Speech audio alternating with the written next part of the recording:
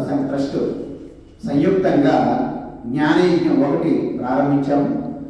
ముందుగా ప్రాతస్మరాన్ని స్తోత్రాన్ని ఎంచుకోవడం జరిగింది. అది 3 రోజుల పాటు అనగా జనవరి 18, 19, 20వ తేదీన ఈ 3 రోజులు ఈరోజు పూర్ణావతి సమాప్తమైంది. ఈ కార్యక్రమానికి 3 రోజులుగా చాలామంది జిజ్ఞాసులు ముముక్షులు వచ్చి ఈ యొక్క కార్యక్రమాన్ని పాల్గొని దిగ్విజయం చేశారు. కాబట్టి ఇప్పుడు అందులో వారి యొక్క అభిప్రాయం అంటే మన జ్ఞానయజ్ఞం పైన వారికి కలిగినటువంటి అనుభూతులు అభిప్రాయాలు ఒకసారి తెలియజేస్తారు. కాబట్టి ముందుగా మన మిత్రులు శ్రీనివాస్ గారు, వారు ఆశ్రమిక గురుకులంలో కోర్సు చేశారు, ఆచార్యగా ఉన్నారు. వారు ముఖ్యంగా పిల్లలకి బాలబాలికలకి సంస్కారం నిమిత్తము చాలా కార్యక్రమాలు చేస్తున్నారు. వారు కూడా మన కార్యక్రమం రావడం చాలా సంతోషం.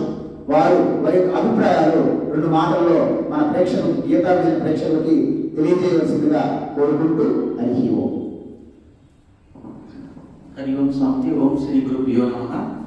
చాలా సంతోషం.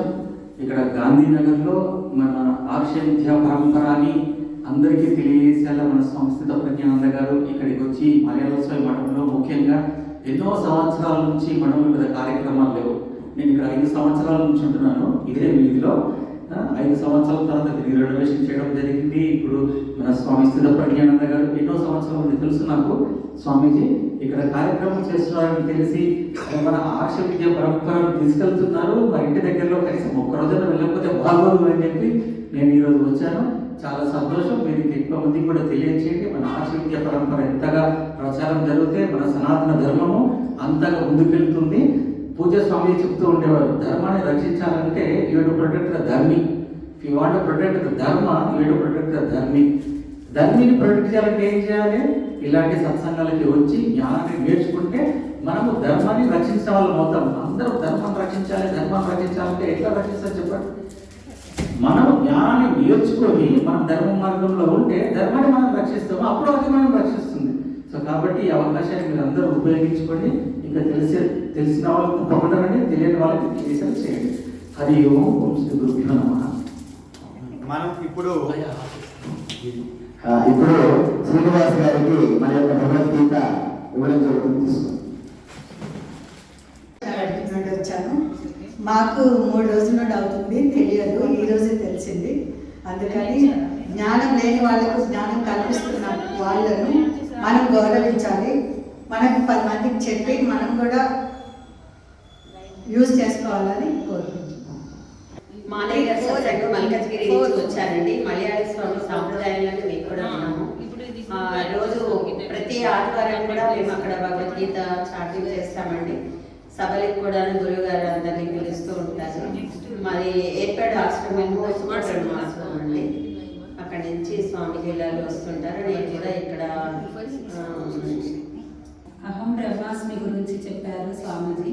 దాని గురించి అనుభవంలో ఉన్న వారివి కాబట్టి బాగా అర్థమైంది. 3 రోజుల నుంచి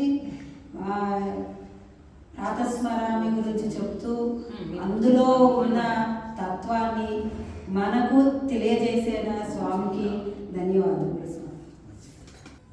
ఓం నమో భగవతే వాసుదేవాయ. ఓం శ్రీ గురుభ్యో నమః. మాది వరంగల్ జిల్లా దగ్గర తొర్రూరు.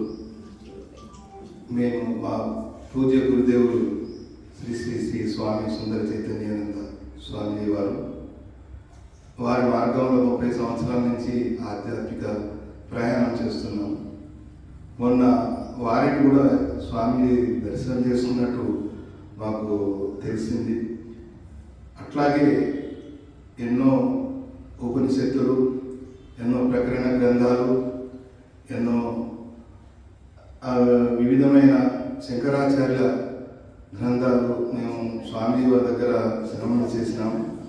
అదే భాగంగా ఈ గ్రూప్లో ఈ యాడ్ ఈ 3 రోజుల కార్యక్రమం ఈ మఠంలో ఈ ప్రాతస్మరణ స్తోత్రం 3 రోజులు ఉంటుందని విషయం తెలిసి ఇక్కడే మా బంధువులు ఉన్నారు కాబట్టి ఇక్కడికి వచ్చి ఈ 3 రోజులు ఇక్కడ విన్నాం. చాలా అద్భుతమైన గ్రంథం.